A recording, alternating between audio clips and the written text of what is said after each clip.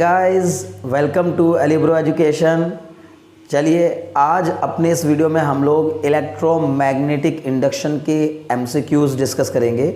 और जो electromagnetic induction के एमसीक्यूज़ हैं उनको डिस्कस करने से पहले मैं आपको थोड़ा सा चैप्टर का ओवरव्यू दूंगा ताकि आपको फार्मूले पता हो जाएं कि किन फार्मूलों का इस चैप्टर में इस्तेमाल होने वाला है और किस तरह से हम लोग एमसीक्यूज़ को टैकल करेंगे।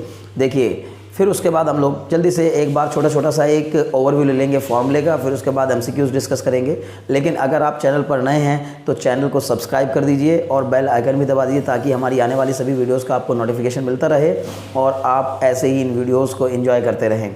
देखिए अगर आप नए हैं तो मेरा आपसे कहना यह है कि या तो वीडियोस को आप शुरू ही मत करिए, और अगर आप वीडियो को शुरू कर चुके हैं तो आप वीडियो को पूरा देखिए ताकि आपको पता चल सके, आपको जानकारी हो सके कि हाँ हमने इस वीडियो से कुछ सीखा या जाना या नहीं जाना। जब अगर आपको इस वीडियो से फ़ायदे हो रहे होंगे तो आपको आराम से चैनल को सब्सक्राइब करने में कोई समस्या नहीं आएगी। शुरू करते हैं। देखिए सबसे पहली बात, फैराडे के लॉ ऑफ इलेक्ट्रोमैग्नेटिक इंडक्शन की अगर हम बात करें तो Faraday's law of electromagnetic induction बताते हैं कि जब हम लोग किसी कॉइल से एसोसिएटेड मैग्नेटिक फ्लक्स में चेंज लाने की कोशिश करते हैं तो ईएमएफ इंड्यूस होता है। यानी कहने का मतलब छोटा सा, मैं मतलब पूरा चैप्टर नहीं बता रहा हूँ आपको, बहुत छोटे छोटे जल्दी फॉर्मूले हम लोग थोड़ा सा एक बार डिस्कस कर लें, फिर क्वेश्चंस करने में हम लोग को आसानी होगी। देखिए अगर मान लीजिए आप किसी कॉइल से, आपने कोई एक कॉइल ले ली और उस कॉइल से एसोसिएटेड मैग्नेटिक फ्लक्स में चेंज लाने की कोशिश की तो ईएमएफ इंड्यूस होगा।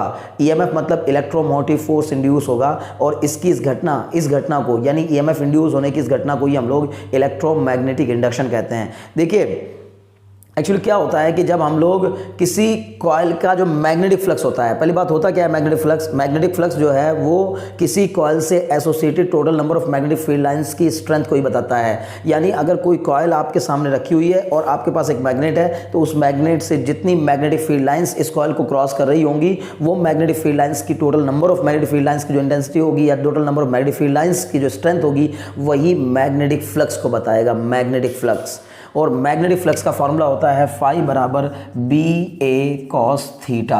फाई बराबर बी ए कॉस थीटा में फाई है आपका मैग्नेटिक फ्लक्स, बी है आपका मैग्नेटिक फील्ड, ए है आपका एरिया ऑफ क्रॉस सेक्शन और थीटा जो है वो मैग्नेटिक फील्ड और एरिया वेक्टर के बीच का एंगल है। ठीक है ना, मैग्नेटिक फील्ड और एरिया वेक्टर के बीच का एंगल आपको समझना है। ठीक है ना, तो इसका मतलब पहला फॉर्मूला आपका हो गया फाई बराबर बी ए कॉस थीटा। दूसरा फॉर्मूले की तरफ चलते हैं। तो अगर आपको फाई पता चल जाए तो according to Faraday's law of electromagnetic induction the EMF induced in a coil is directly proportional to the rate of change of magnetic flux। मतलब E बराबर जो है वो d phi by dt होता है। यानी कि जितना ज़्यादा फ्लक्स में चेंज आएगा यानी फ्लक्स में चेंज होने का रेट जितना ज़्यादा होगा उस कॉइल में इंड्यूस होने वाला EMF भी उतना ही ज़्यादा होगा। अकॉर्डिंग टू लेंज लॉ ये जो EMF इंड्यूस होता है ये इस मैग्नेटिक फ्लक्स में होने वाले चेंज का अपोज करता है। मतलब जो इंड्यूस्ड EMF होता है वो मैग्नेटिक फ्लक्स में आने वाले चेंज का अपोज करता है। वो चाहता है कि जो ये फ्लक्स में चेंज हो रहा है ये चेंज ना हो, यानी जिस कारण वो ईएमएफ इंड्यूस होता है उसी कारण का अपोज करने लगता है। ये लेंज लॉ बताता है। तो ई बराबर यही फॉर्मूला बन जाता है फिर minus d phi by d t. इसमें ये जो नेगेटिव साइन आया है ये यही इंडिकेट कर रहा है, यानी कि ऊपर जो मैंने फॉर्मूला लिखा है ये केवल हमें मैग्नीट्यूड की जानकारी देता है और ये वाला जो फॉर्मूला लिखा है तो ये मैग्नीट्यूड और नेचर दोनों के बारे में बताता है कि जो ईएमएफ इंड्यूस होगा उसका मैग्नीट्यूड तो d phi by d t के इक्वल होगा और उसकी जो नेचर होगी वो नेगेटिव होगी। ठीक है ना, नेगेटिव से मतलब यानी अपोजिंग नेचर का होगा, अपोजिंग नेचर का। तो जिसके कारण वो प्रोड्यूस हुआ है उसी का क्या कर रहा होगा, अपोज कर रहा होगा। इसका मतलब ये अपोजिंग नेचर का ईएमएफ इंड्यूस होगा। ठीक है, चलिए नेक्स्ट की तरफ बढ़ते हैं। तो अगला फॉर्मूला हम लोगों को ये बताता है कि अगर मान लीजिए नंबर ऑफ टर्न्स उसमें एन से मतलब एक ना हो करके, यानी जो कॉइल आपने बनाई, जो लूप आपने बनाया उसमें एक से ज़्यादा टर्न हो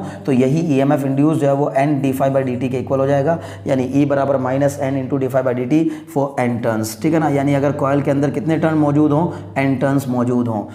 हाँ देखिए अगले फॉर्मूले की अगर बात करूं तो E बराबर आपका क्या भी होता है, IR भी होता है। अगर E बराबर IR आप जानते हैं, यानी कि V बराबर IR की बात करें ओम्स लॉ के मुताबिक है ना, ये आपका ओम्स लॉ के मुताबिक ये फॉर्मूला होता है। तो इसका इस्तेमाल भी यहाँ पे हो जाएगा क्योंकि जब आप एक बार किसी कॉइल से एसोसिएटेड ईएमएफ इंड्यूस्ड को देख लेंगे कि किसी कॉइल में कितना ईएमएफ इंड्यूस हुआ है और आपको उसका रेजिस्टेंस भी पता होगा तो आप आराम से उस कॉइल में जाने वाली करंट की वैल्यू भी बता सकेंगे। और अगर मैं आपसे एक और फॉर्मूले की बात करूँ तो आप जानते होंगे कि I बराबर Q अपॉन T होता है। तो यानी कि अगर आप लोगों ने ईएमएफ इंड्यूस पता कर लिया तो उसकी हेल्प से हम करंट पता कर सकते हैं और करंट की हेल्प से हम लोग चार्ज पता कर सकते हैं।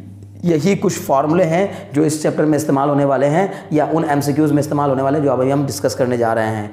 चलिए, मुझे उम्मीद है कि आपने इन फॉर्मूलों को अच्छे समझ लिया होगा और इनको अपनी कॉपी पर नोट डाउन भी कर सकते हैं आप। उसके बाद हम लोग चलिए आइए एमसीक्यूज़ डिस्कस करते हैं, ठीक है। तो पहला क्वेश्चन क्या है? पहला क्वेश्चन कह रहा है whenever the magnetic flux link with an electrical circuit changes an EMF is induced in the circuit this is called. मतलब जब किसी कॉयल या किसी इलेक्ट्रिकल सर्किट के मैग्नेटिक फ्लक्स में चेंज लाने की कोशिश की जाती है, चेंज लाया जाता है, तो उसके अंदर एक ईएमएफ इंड्यूस हो जाता है। इस घटना को क्या कहते हैं? तो मैंने अभी भी बताया कि इस घटना को फैराडे ने बताया था कि जब किसी कॉयल से एसोसिएटेड मैग्नेटिक फ्लक्स में चेंज किया जाएगा तो उसके कारण उस कॉयल के अंदर एक ईएमएफ इंड्यूस हो जाएगा। उस इंड्यूस्ड ईएमएफ की इस घटना को हम लोग इलेक्ट्रोमैग्नेटिक इंडक्शन कहते हैं, इलेक्ट्रोमैग्नेटिक इंडक्शन कहते हैं, ठीक है।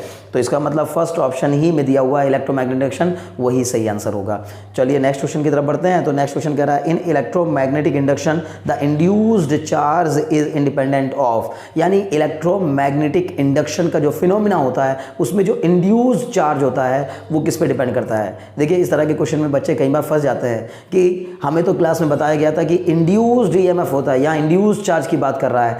लगता है ये क्वेश्चन ही गलत है, ऐसा लगने लगता है बच्चों को, जबकि ऐसा नहीं है ना।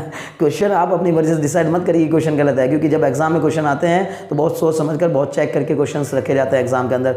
तो आपको समझना है कि यहाँ पर इंड्यूस्ड चार्ज की बात कर रहा है, कोई बात नहीं, लेकिन हम इंड्यूस्ड ईएमएफ के बारे में जानते हैं ना। तो इंड्यूस्ड ईएमएफ के बाद आप थोड़ा सोचिए, अलग से सोचिए कि इंड्यूस्ड ईएमएफ का इस चार्ज से क्या रिलेशन हो सकता है, यानी इंड्यूस्ड चार्ज से क्या रिलेशन हो सकता है। तो आप खुद बताइए कि जब किसी एक इलेक्ट्रिकल सर्किट के अंदर हमने बताया कि ईएमएफ इंड्यूस्ड हो जाएगा तो वो E बराबर d∅dt के इक्वल होगा, और मैंने आपको ये भी बताया कि E बराबर IR होगा। तो अगर हम चाहें तो E बराबर d∅dt को E बराबर IR के इक्वल भी लिख सकते हैं ना। यही E बराबर d∅dt है according to Faraday's law of electromagnetic induction, और यही E बराबर IR है अकॉर्डिंग टू ओम्स लॉ। तो अगर हम चाहें तो हम लिख सकते हैं IR बराबर कितना हो जाएगा, d∅dt हो जाएगा। और अभी अभी मैंने आपको बताया कि I बराबर Q/T होता है, तो इसका मतलब I की जगह पर आप dQ/dt या Q/T भी लिख सकते हैं। तो जो हमारा dQ/dt होगा और ये जो R होगा ये d∅dt के इक्वल हो जाएगा।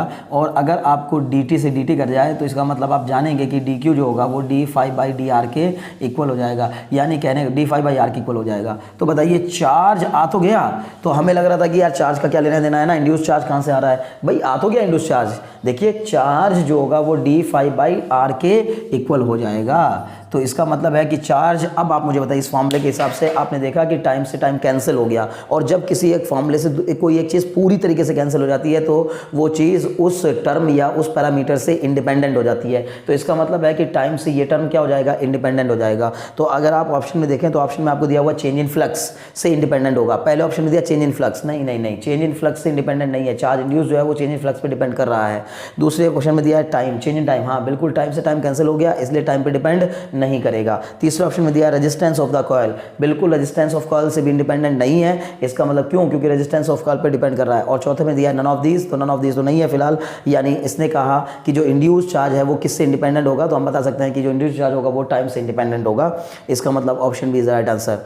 चलिए नेक्स्ट क्वेश्चन की ओर बढ़ते हैं। नेक्स्ट क्वेश्चन क्या कह रहा है, An induced EMF is produced when a magnet is plugged into a coil. The strength of induced EMF is independent of. मतलब जब हम लोग किसी कॉयल के अंदर मैग्नेट को मूव कराने की कोशिश करते हैं या उसको प्लग करने की कोशिश करते हैं, प्लंग्ड करने की कोशिश करते हैं, तो उसके अंदर जो ईएमएफ इंड्यूस होता है कॉइल के अंदर, आप ऐसा समझिए कि मान लीजिए आपके पास एक कॉइल मौजूद है, ठीक है ना, एन टर्न्स की एक कॉइल मौजूद है और आपके पास ये एक मैग्नेट मौजूद है। अगर आप इस मैग्नेट को कॉइल की तरफ लाने की कोशिश करेंगे तो जो मैग्नेटिक फील्ड लाइंस इस मैग्नेट से निकल रही होंगी, इस मैग्नेट से निकलने वाली मैग्नेटिक फील्ड लाइंस इस कॉइल को क्रॉस कर रही होंगी, और जब वो इस कॉइल को क्रॉस करते हुए आ रही होंगी तो इस मैग्नेटिक फील्ड के कारण इसके साथ एक मैग्नेटिक फ्लक्स इंड्यूस हो जाएगा। जो मैग्नेटिक फ्लक्स इसके साथ एसोसिएट हो जाएगा, उस मैग्नेटिक फ्लक्स में अगर आप चेंज करेंगे, यानी मैग्नेट को आगे पीछे मूव करा के अगर मैग्नेटिक फील्ड लाइंस जो इसको क्रॉस कर रही थी, इस कॉइल को क्रॉस करने वाली जो मैग्नेटिक फील्ड लाइंस थी वो अगर चेंज होने लगेंगी तो मैग्नेटिक फील्ड लाइंस के नंबर के चेंज होने से मैग्नेटिक फ्लक्स में चेंज आना शुरू हो जाएगा,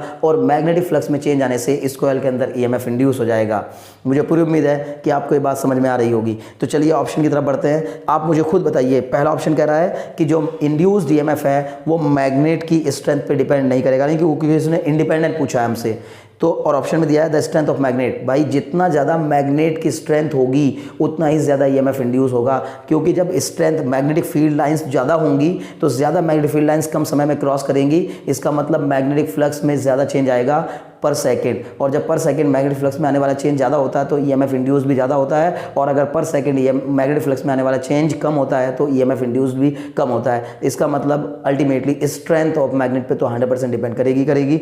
तो इसको छोड़ दीजिए, नेक्स्ट ऑप्शन की तरफ बढ़ते हैं। उसने कहा number of turns of the coil, मतलब जो कॉयल के टर्न्स होते हैं उन पर डिपेंड नहीं करेगा। अरे भाई कैसी बातें कर रहे हो, जो ईएमएफ इंड्यूस्ड है मैंने अभी बताया आपको कि नंबर ऑफ टर्न्स पे भी डिपेंड करता है। अगर मैग्नेटिक फील्ड की इंटेंसिटी बढ़ेगी तो फ्लक्स में चेंज आएगा, और फ्लक्स में चेंज आएगा तो ईएमएफ में चेंज आएगा। नंबर ऑफ टर्न्स अगर कम होंगे तो ईएमएफ कम इंड्यूस होगा, और नंबर ऑफ टर्न्स अगर ज़्यादा होंगे तो ज़्यादा ईएमएफ इंड्यूस होगा। इसका मतलब बी ऑप्शन को भी आप हटा दीजिए। फिर थर्ड ऑप्शन में कहा है the resistivity of the wire of the coil. हाँ देखिए, वायर की जो रेजिस्टिविटी है या वायर का जो रेजिस्टेंस है, तो वायर की रेजिस्टिविटी या वायर का रेजिस्टेंस वायर में जाने वाली करंट को अफेक्ट कर सकता है, क्योंकि I बराबर E अपॉन R होगा। तो E तो पहले इंड्यूस हो जाएगा ना, जब E आपका इंड्यूस हो जाएगा तो उसकी वैल्यू तो आपकी इन सब चीज़ों पे डिपेंड कर रही है। इससे पहले तक कहीं रेजिस्टेंस या रेजिस्टिविटी का जिक्र आया क्या? नहीं आया ना। तो यानी कि जो हमारा EMF इंड्यूस्ड है वो तो मैग्नेटिक फ्लक्स पे डिपेंड कर रहा है ना, वो रेजिस्टेंस पे थोड़ी डिपेंड कर रहा है। तो EMF इंड्यूस्ड होगा मैग्नेटिक फ्लक्स में आने वाले चेंज के कारण, और जब EMF इंड्यूस हो जाएगा तो जो करंट होगी वो I बराबर E अपॉन R के हिसाब से करंट चेंज हो सकती है। तो रेजिस्टेंस का EMF इंड्यूस्ड पर कोई फर्क नहीं पड़ता, रेजिस्टेंस का इंड्यूस्ड करंट पे फर्क पड़ता है। यानी जब आपकी किसी कॉइल के अंदर ईएमएफ इंड्यूस हो जाएगा तो उस इंड्यूस्ड ईएमएफ के कारण उस कॉइल में जो करंट फ्लो करेगी उस पे रेजिस्टेंस या रेजिस्टिविटी का फर्क पड़ेगा। करंट पे रेजिस्टेंस या रेजिस्टिविटी का फर्क पड़ेगा, ना कि ईएमएफ इंड्यूस पे फर्क पड़ेगा। तो जो ईएमएफ इंड्यूस हो रहा है उस पर ये फर्क नहीं पड़ने वाला है रेजिस्टेंस का। तो इसका मतलब सी ऑप्शन ही हमारे लिए सही हो गया, क्योंकि उसने पूछा हमसे कि बताओ इसमें से किससे इंडिपेंडेंट है, तो रेजिस्टिविटी या रेजिस्टेंस से EMF इंड्यूस्ड इंडिपेंडेंट होता है। तो सी पार्ट वैसे सही आंसर है। एक बार फोर्थ भी पढ़ लेते हैं। इसने कहा speed with which the magnet is moved, जिस स्पीड से मैग्नेट को मूव कराया जाएगा उस पर डिपेंड नहीं करेगा, यानी कि उससे इंडिपेंडेंट होगा। नहीं, गलत बात हो गई, क्योंकि जब आप किसी कॉइल के सामने किसी मैग्नेट को लेकर के ऐसे ऐसे मूव कराते हैं तो अगर आप धीरे धीरे मूव करा रहे हैं तो मैग्नेटिक फ्लक्स जो चेंज होगा उसके चेंज का जो रेट होगा वो धीरे होगा, और अगर आप तेज तेज मूव करा रहे हैं तो जो इस कॉइल से एसोसिएटेड मैग्नेटिक फ्लक्स होगा उसका चेंज बहुत तेज होने लगेगा, और अगर मैग्नेटिक फ्लक्स में आने वाले चेंज का जो रेट है वो कम ज़्यादा होगा तो उससे भी EMF इंड्यूस पर फर्क पड़ेगा। बात समझ में आ गई? तो इसका मतलब ऑप्शन डी भी नहीं हो सकता, बस ऑप्शन सी ही सही आंसर है, क्योंकि उसने कहा कि resistivity of the wire of the coil. हाँ, resistivity of the wire of the coil current पे फर्क डालेगी, EMF इंड्यूस पे कोई फर्क नहीं डालेगी। इसका मतलब option C is the right answer.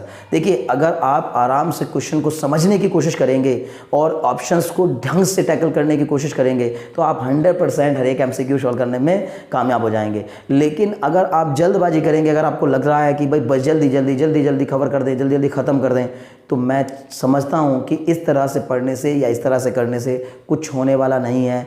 आपको पेशेंस रखकर टाइम बढ़ाना होगा, अपनी स्टडी का थोड़ा सा टाइम बढ़ाइए और क्वेश्चंस को ढंग से रीड करिए, क्वेश्चंस के ऑप्शंस को ढंग से टैकल करने की कोशिश करिए, बहुत आसानी से समझ में आने लगेंगी चीज़ें। ठीक है, चलिए खैर आगे बढ़ते हैं। उससे पहले चलिए थोड़ा बोर्ड भी हम लोग एक बार साफ़ कर लेते हैं, उसके बाद आगे बढ़ते हैं। देखिए क्या कह रहा है क्वेश्चन, अगला है ना। नेक्स्ट क्वेश्चन कह रहा है कि according to Faraday's law of electromagnetic induction, यानी कि फैराडे के लॉ ऑफ इलेक्ट्रोमैग्नेटिक इंडक्शन के हिसाब से electric field is produced by time varying magnetic flux. Second में कहा magnetic field is produced by time varying electric flux. Third में कहा magnetic field is associated with the moving charge, और चौथे में कहा है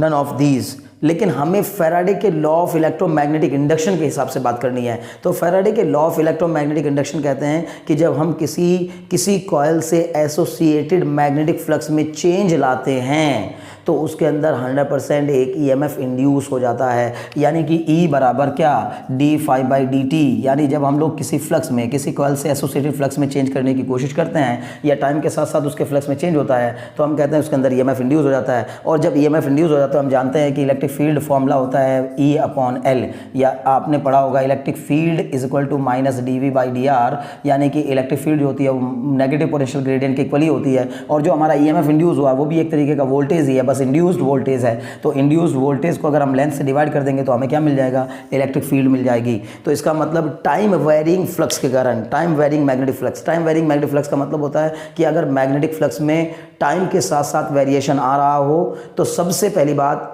ईएमएफ इंड्यूस हो जाएगा, और जब ईएमएफ इंड्यूस होगा तो कॉइल के बीच इलेक्ट्रिक फील्ड भी सेट हो जाएगी। इसका मतलब ऑप्शन ए में दिया हुआ है, the electric field is produced by time varying magnetic flux. जब मैग्नेटिक फ्लक्स को टाइम के साथ वेरी कराया जाता है तो इलेक्ट्रिक फील्ड प्रोड्यूस होती है, और यही ऑप्शन आपका सही आंसर होगा। इसका मतलब option is the right answer. Next question की तरफ बढ़ते हैं। नेक्स्ट क्वेश्चन कह रहा है A moving conductor will produce an induced EMF.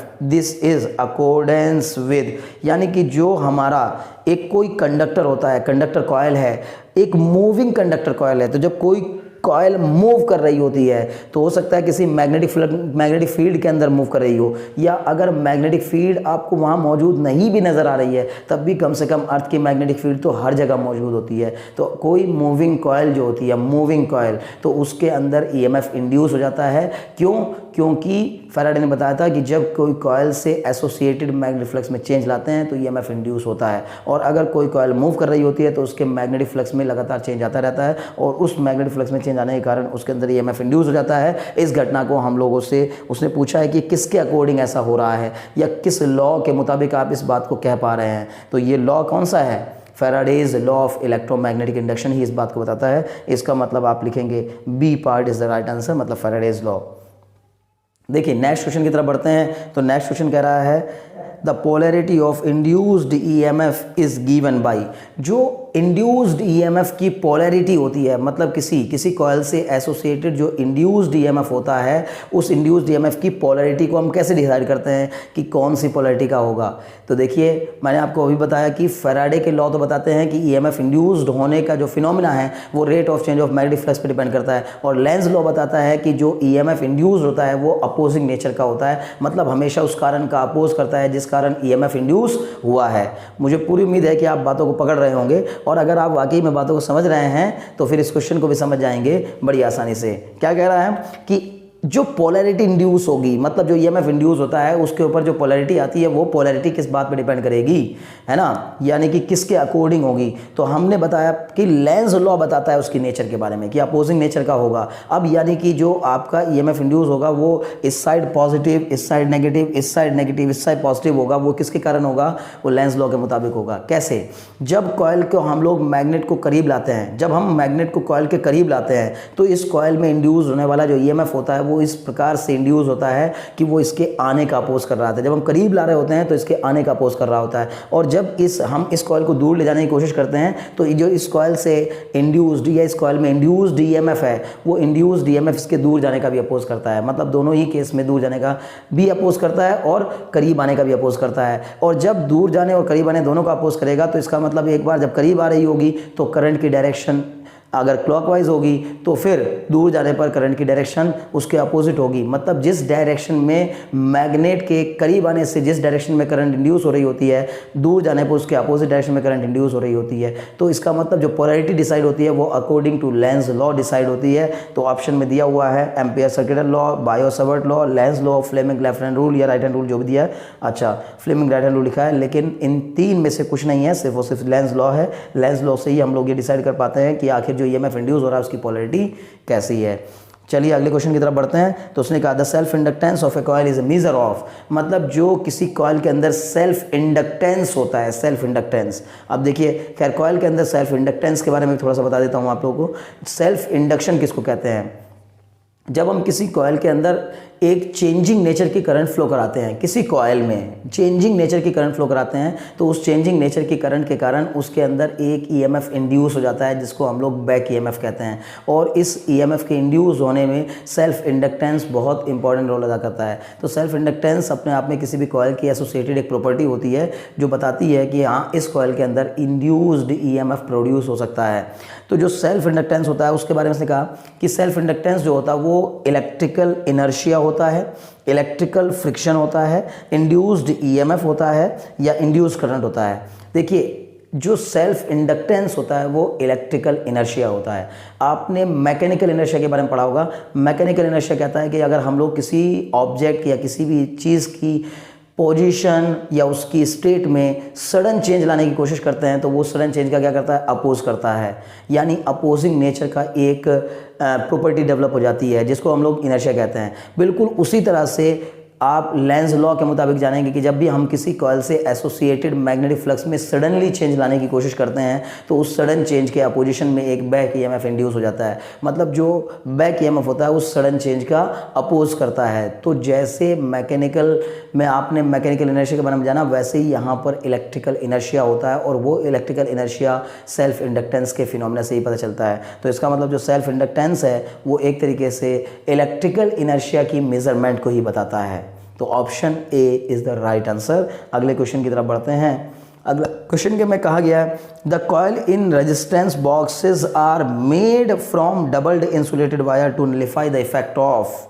पहला लिखा है हीटिंग, दूसरा लिखा है मैग्नेटिज्म, तीसरा लिखा है प्रेशर, चौथा लिखा है सेल्फ इंड्यूस्ड ईएमएफ। देखिए इसने कहा कि जब हम लोग किसी कॉइल के ऊपर, यानी जो रेजिस्टेंस बॉक्सेस होते हैं, रेजिस्टेंस बॉक्स रियो स्टेट जैसे टाइप के, ठीक है ना, जिनमें रेजिस्टेंस की वैल्यू बहुत ज़्यादा चाहिए होती है हम लोगों को, उन रेजिस्टेंस बॉक्सेस में हम जो तार इस्तेमाल करते हैं उस तार को डबल कॉइल्ड करते हैं। इसने कहा डबल इंसुलेटेड वायर, मतलब डबल इंसुलेटेड वायर का मतलब उसके ऊपर जो कॉइल्स बनाई जाती हैं वो डबल कॉइल बनाई जाती हैं। डबल कॉइल का मतलब एक ऐसी कॉइल, मतलब एक कॉइल में अगर करंट क्लॉकवाइज जा रही होगी तो दूसरी वाली करंट में कॉइल में करंट एंटी क्लॉकवाइज, यानी कि पहले वाली कॉइल में जाने वाली करंट से जो इंड्यूस्ड ईएमएफ होता है, इंड्यूस्ड ईएमएफ, क्योंकि जब भी किसी कॉइल में करंट जाती है तो उसका मैग्नेटिक फ्लक्स चेंज होता है, मैग्नेटिक फ्लक्स चेंज होता है तो ईएमएफ इंड्यूस होता है।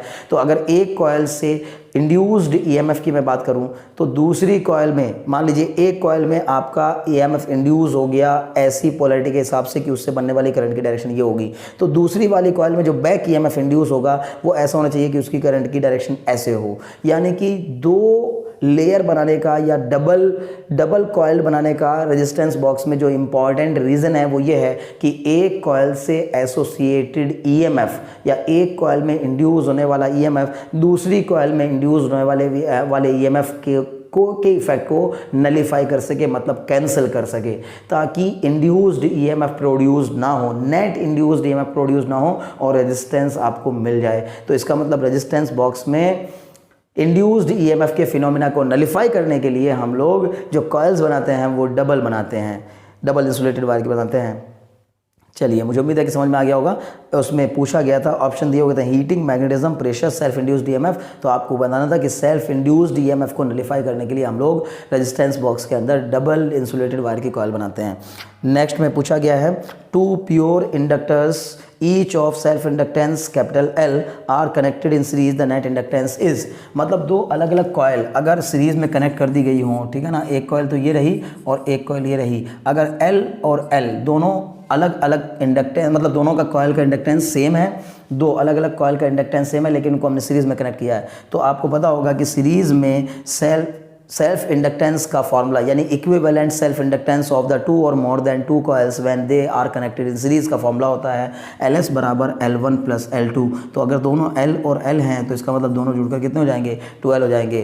तो मतलब आपको याद रखना है कि इंडक्टर्स जब सीरीज में कनेक्ट किए जाते हैं तो उनका टोटल इंडक्टेंस उनके इंडिविजुअल इंडक्टेंस के सम के इक्वल होता है, और जब उनको पैरेलल में कनेक्ट किया जाता है, दो इंडक्टर्स को जब पैरेलल में कनेक्ट किया जाता है तो उन दोनों इंडक्टर के टोटल इंडक्टेंस का जो फॉर्मूला होता है वो 1/LP बराबर 1/L1 प्लस 1/L2 होता है, मतलब रेसिप्रोकल का सम होता है, ठीक है। यानी कि जो बिल्कुल आपने रेजिस्टेंस में पढ़ा है वही चीज़ बिल्कुल इंडक्टर्स में अप्लाई होगी। रेजिस्टेंस में भी हम यही पढ़ते हैं कि RS बराबर R1 plus R2 plus R3 होता है, और 1/RP बराबर, यानी कि पैरेलल में रेजिस्टेंस का equivalent resistance 1/R1 plus 1/R2 plus 1/R3 के इक्वल होता है, ठीक है। तो मुझे उम्मीद है कि आपको समझ में आ गया होगा कि L प्लस L मिलकर कितना हो जाएगा, 2L, और 2L दिया हुआ आपका ऑप्शन बी में, इसका मतलब option B is the right answer. देखिए, चलिए अगले क्वेश्चन की तरफ बढ़ते हैं। अगला क्वेश्चन कह रहा है हमसे Lenz law is a consequence of the law of conservation of, मतलब जो लेंज का लॉ है वो इनमें से किस लॉ को फॉलो करता है या किस लॉ का परिणाम है। पहली बात, law of conservation of charge, law of conservation of mass, law of conservation of energy, law of conservation of momentum.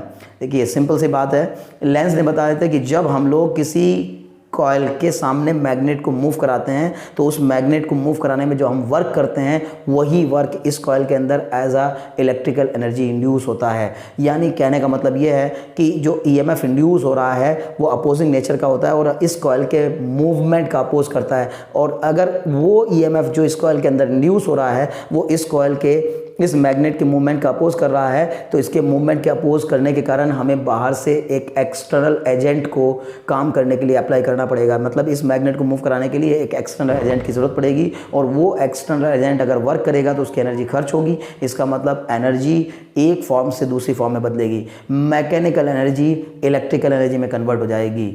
बात समझ में आ रही है? यानी कहने का मतलब यह है कि law of conservation of energy को फॉलो करता है। क्यों? क्योंकि जो इलेक्ट्रिकल एनर्जी आप प्रोड्यूस कर रहे हैं किसी कॉइल से एसोसिएटेड इंड्यूस्ड ईएमएफ के कारण, जो इलेक्ट्रिकल एनर्जी आप प्रोड्यूस कर रहे हैं वो मैकेनिकल एनर्जी के खर्च पर ही इंड्यूस हो रही है। इसका मतलब है कि फैराडे का लेंस का जो लॉ है, लेंस का law of conservation of energy को फॉलो करता है, या ये कह लीजिए कि law of conservation of energy का ही परिणाम है। तो इसका मतलब इसमें ऑप्शन में सी में दिया हुआ है law of conservation of energy. मुझे उम्मीद है कि आज आपने इस वीडियो में काफ़ी कुछ सीखा और जाना होगा। और अगर वाकई आपको ये वीडियोस पसंद आ रहे हैं और आप हमारे वीडियो से कुछ भी सीख और जान रहे हैं और चैनल पर नए हैं तो प्लीज़ चैनल को सब्सक्राइब करना बिल्कुल ना भूलें। आपका सब्सक्रिप्शन हमारे लिए बहुत मोटिवेशन लेकर आता है। Very very thanks for watching.